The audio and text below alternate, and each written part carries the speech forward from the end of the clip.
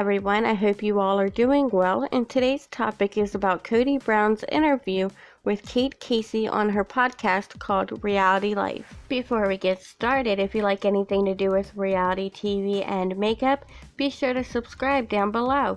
Make sure that notification bell is on and it is set to all so you can get notified anytime I upload any videos like these or if I go live. Now on to today's topic, which is Kody Brown did an interview with Kate Casey on her podcast called Reality Life. You can find her podcast on Apple or the app that is called Stitcher.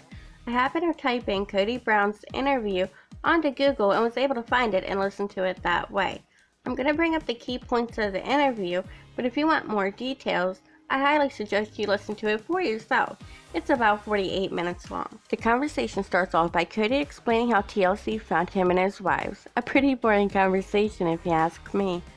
But what I got from the topic was that Kody wanted to show people what their lifestyle was really like instead of the stereotype of polygamist.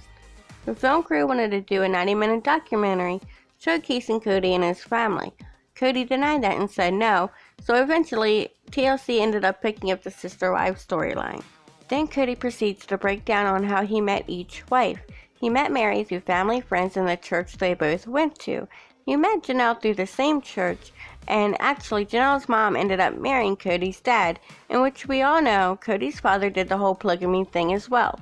Then he went on to say that he met Christine again through the same church. He referred to her as being the church's royalty. His words, not mine. He didn't go into detail about that, but I'm figuring she was high up on the church's totem pole is what I'm thinking. Christine's sister ended up being the one to actually introduce Christine to Kody. When the Sister Wives first aired, Kody was actually dating Robin. Meri is the one who suggested to Kody that he should date Robin to see where it goes. Then a year later, they were married, or as married as they can get in a polygamous relationship. The next part is where it gets deep.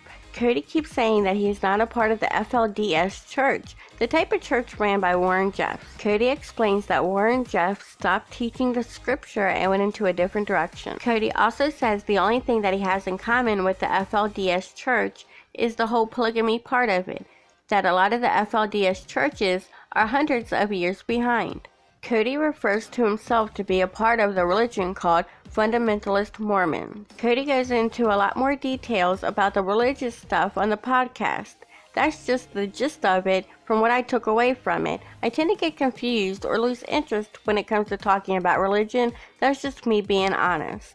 Kody goes on to tell us about the dynamic of the household before the show. When it came to working, Kody and Janelle were the ones who had full-time jobs. Christine and Meri balanced and took turns with the home life while having part-time jobs on and off. After leaving Utah, they cashed out their investments and started their own business ventures. Some failed and some were a success. Moving on to talking about this season, Kody says he tried to talk his wives into moving back to Utah. The wife shut that idea down very quickly. He wanted to beat the economic turn of Las Vegas, and he wanted to allow his oldest kids to establish a high school and have a few years there, so that when they went into their senior year, they were already set with friends and all. Makes no sense to me, but hey, to each their own. The summer prior to the actual move, Kody scrambled to find where to move to. He found Flagstaff and the wives agreed. I think there may be a little more to that story, but that's only my opinion. I think my opinion and my speculation is that Robin found out that her oldest son wanted to go to college near Flagstaff. With him being autistic, Robin wanted to be closer to him.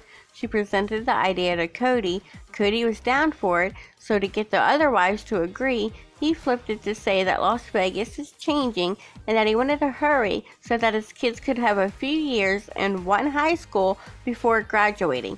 Now that's what I think happened. But anyways, Kate went into a speed round of questions for Kody.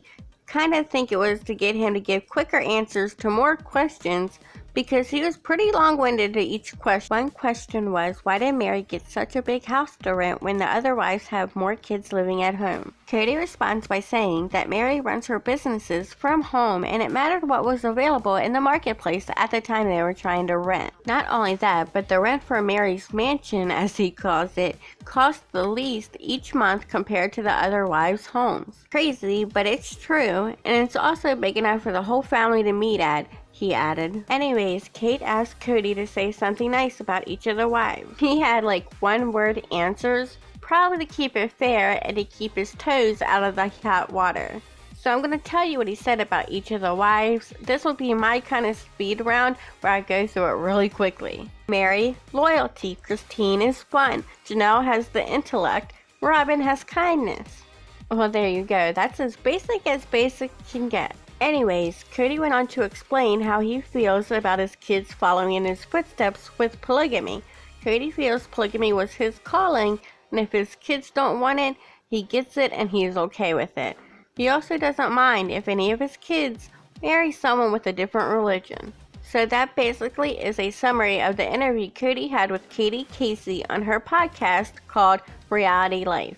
Like I said in the beginning, if you want more details, watch it for yourself. It's about 48 minutes long. That is all I have for this story. Be sure to subscribe down below if you like these types of videos. Hit the like button for me. I would greatly appreciate it.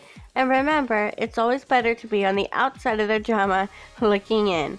Stay safe. Take care. Bye.